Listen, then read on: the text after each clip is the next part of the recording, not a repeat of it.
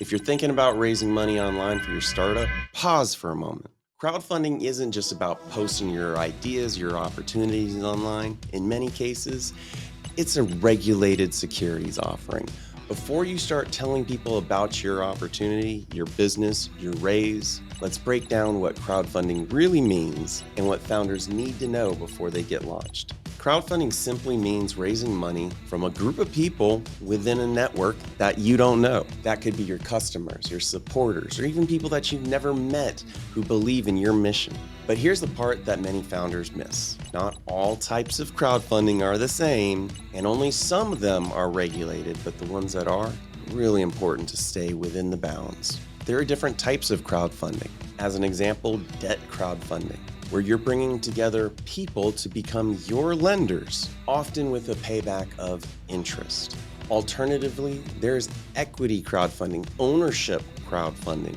That's where the investors are giving you money in exchange for shares, stock within your business. This is where securities laws apply because you're offering an investment. Securities apply when you are pulling together multiple investors that are funding your business, that they're looking for profit. It doesn't matter if it's debt crowdfunding or equity crowdfunding or selling safes. It's all securities regulations, so you got to make sure that you're doing it properly.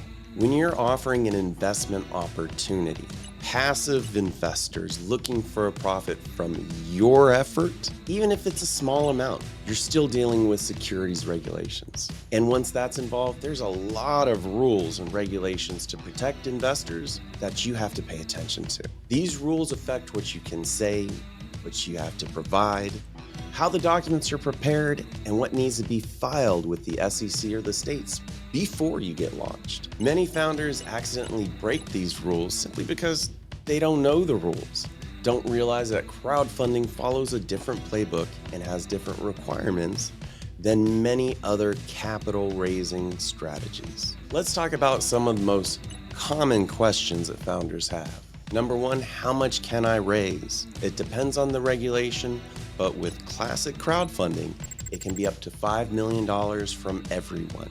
But there's rules around this. Second, do I need financial statements or audits? Under regulation crowdfunding, yes. What you need actually depends on how much you're raising, as well as the exemption. So make sure that you ask your attorney about what's needed and when it's needed to stay compliant. Which securities exemption should you use? There's Regulation CF, Regulation D, Regulation A, or there's others. The important thing is, how are you finding your investors? How are you marketing towards your investors? What's their suitability, meaning their net worth? And there's a whole bunch of other considerations that you need to make sure that you're getting good guidance on, because there's a lot of gotchas. What can you say publicly before you launch your offering? Well, as long as you're still working on it, you're allowed to do what's called testing the waters. There's specific disclaimers you have to provide.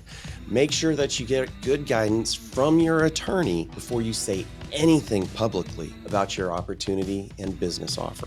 What documents do investors actually receive? Well, it depends on the regulation, but there's always some sort of disclosure document telling about the company, the management, the deal itself, and the risks. So you got to make sure that you are preparing that disclosure document to meet the regulation that you are raising capital under. These are all really important questions, and the answers matter before you launch your raise. Here's a high-level look at how the crowdfunding process typically looks. Step one is planning your raise. How much are you raising and what are you offering? And most importantly, your why. Number two, choosing your exemption. While most founders choose regulation crowdfunding or regulation D, there's other options that are out there. The most important thing is where your investors coming from and how you're going to market to them. Step three are the legal side of things, putting together the disclosure documents, the investment agreements, and any sort of financials that are required under the regulations that you choose. Step four is working with the crowdfunding portal that meets your needs. All portals are not made alike. Some are more technology focused for Regulation D offerings. Others have certain regulatory requirements like regulation crowdfunding. It's important for you to talk to multiple portals to ensure that you have the right fit for your success. Step 5 is launching your campaign, actually putting it out to the public where you're ready to start accepting those capital investments and get your business moving forward. Step 6, complete your raise. Get your business going and make sure that you take care of any ongoing reporting requirements. They differ based on the regulation. So again, make sure you're getting good guidance from your attorney about what needs to be filed, where and when. Here are some of the mistakes that cause a lot of issues with crowdfunding. Promising returns or guarantees. Choosing the wrong exemption that doesn't fit your marketing and investor plans. Not getting good legal support and just relying on those legal templates that you find online.